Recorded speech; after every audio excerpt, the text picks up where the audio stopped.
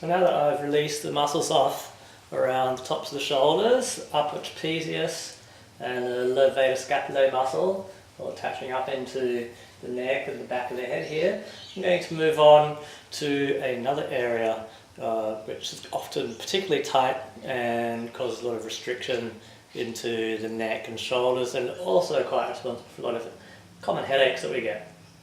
So I'm going to take the ball away for now, and I've got a little Batman here in my pocket, just a little quite soft bouncy ball coming over onto my side, and I'm just going to put the ball just to the inside of the top tip of the shoulder blade. So the corner of my shoulder blade is just here, and then I'm just bring the ball just to inside there toward the spine, not on the spine but in between those two places, and then coming back down onto my back. A little cushion under the head just to support the neck alignment. And now that I'm here, I can feel the ball just under the shoulder there, just the inside of the tip of the shoulder blade. So I just might move around a little bit just to find whether a little higher or, oh there it is, a little higher or a little lower there might be a point of tension. I want to start on that point of tension there. So I'm going to have my right palm turned in, facing the side of the body. So the pinky's to the mat and the thumb points up to the ceiling.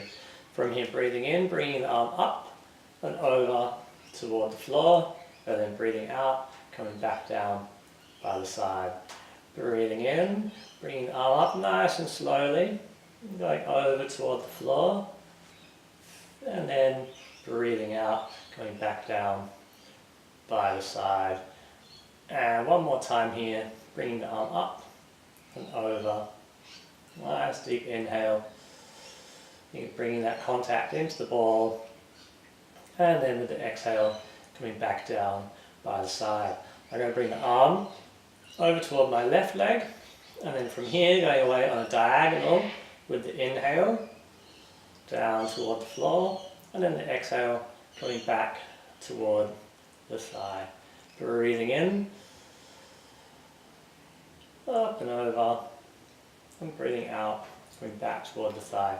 The whole time I'm maintaining that alignment of the arm, so as I go back, the thumb comes down toward the floor, and then as the arm comes forward, it's the pinky that comes back toward the thigh.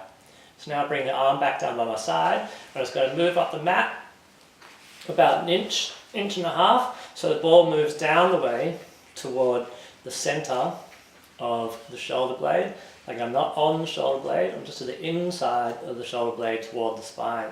And then again, breathing in, arm comes up and over, quite bristly in there, breathing out and coming back toward the center.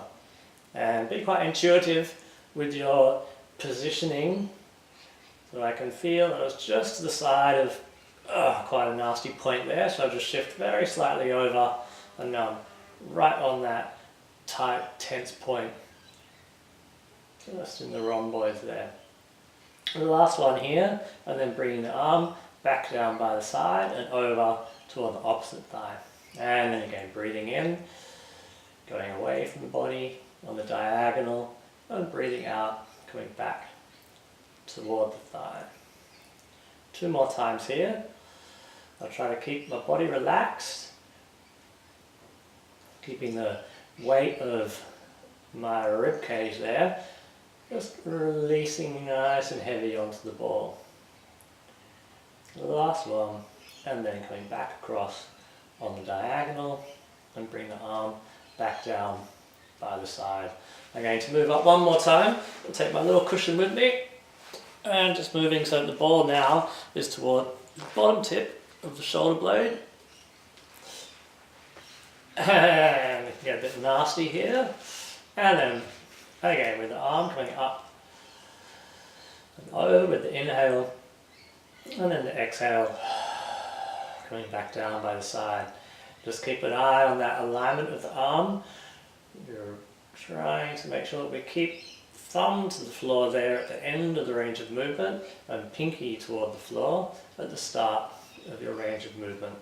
Last time here. And then bringing the arm back down by the side. I feel here that my head's a little too far back because of the position of the ball now being a little lower. So I'm just going to fold my cushion in half, pop that under my head, just so the head feels a little bit more supported.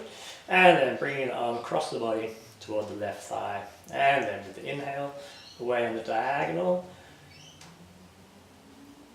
And then with the exhale, coming back toward the thigh. 2 more times here. A nice smooth, slow movement with the arm.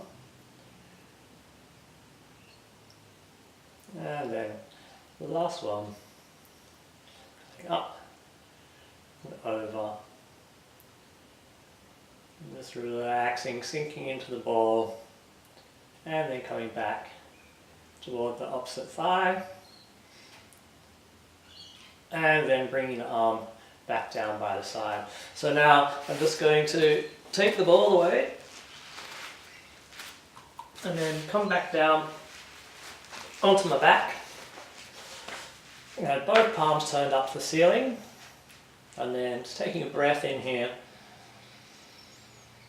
breathing out, nice and relaxed, just sinking into the floor, and then just observing how the right shoulder feels now compared to the left. So just noticing whether the shoulder blade feels more contacted to the ground, whether that side of the rib cage feels any wider or more open, and also just thinking about the weight of the shoulder into the mat, how far it feels that the shoulder goes into the floor, and noticing how the front of the chest feels compared to the left side. So now moving on to the left side. So I'll just come over onto my side, and you can see right there, there's the top corner of my shoulder blade. So I want the ball to go just to the inside of that corner toward the spine, and then coming down onto the ball. And you can know pretty quickly whether you're in the right spot or not. So this time, it's the left palm turned in to face the body, with the thumb up to the ceiling and the pinky down toward the floor.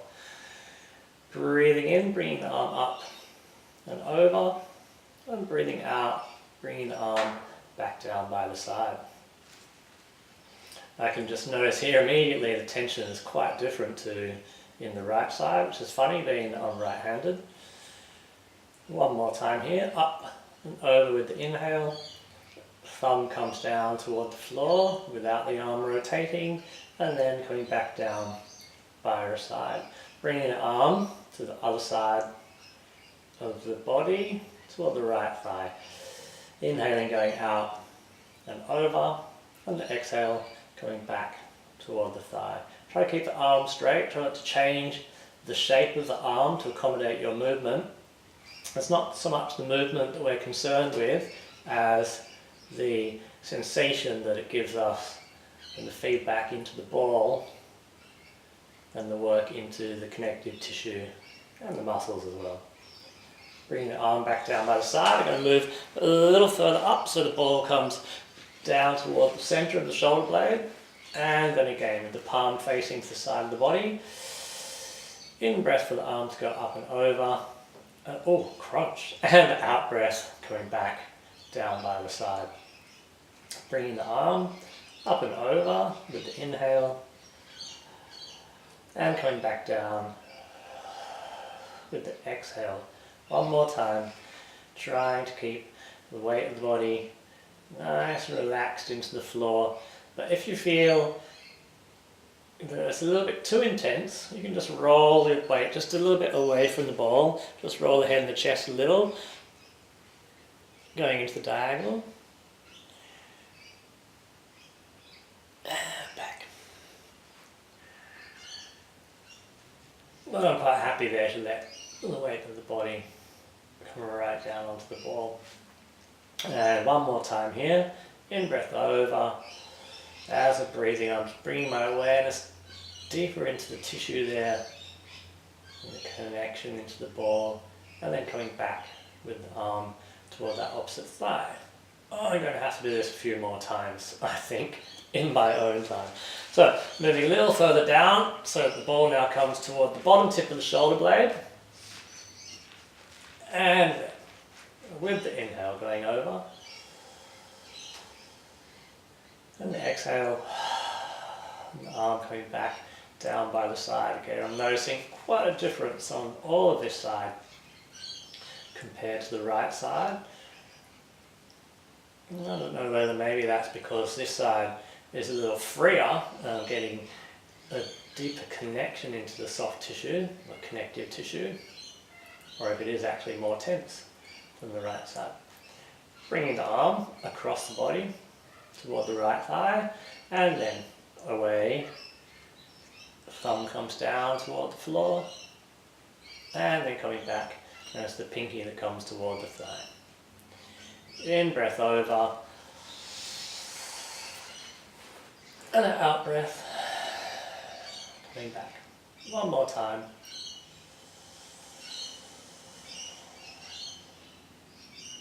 And then coming back.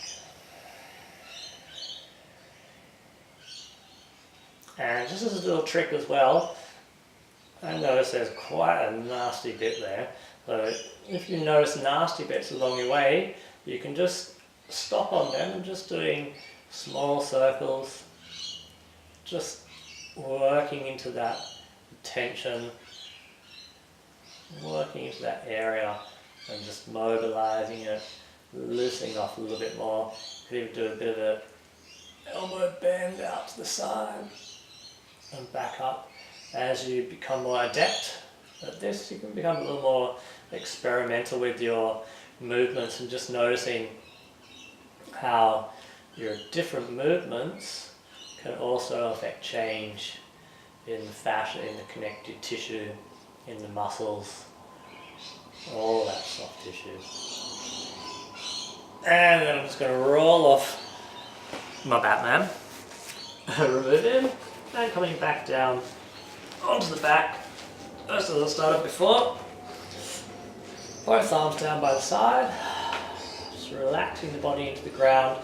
I'm just becoming aware of my contact of the body to the ground and noticing how much of the shoulders feel connected to the ground, how broad I feel across the back of the shoulders, the connection of the shoulder blades to the mat, how the arms are lying, they feel more turned out, more open.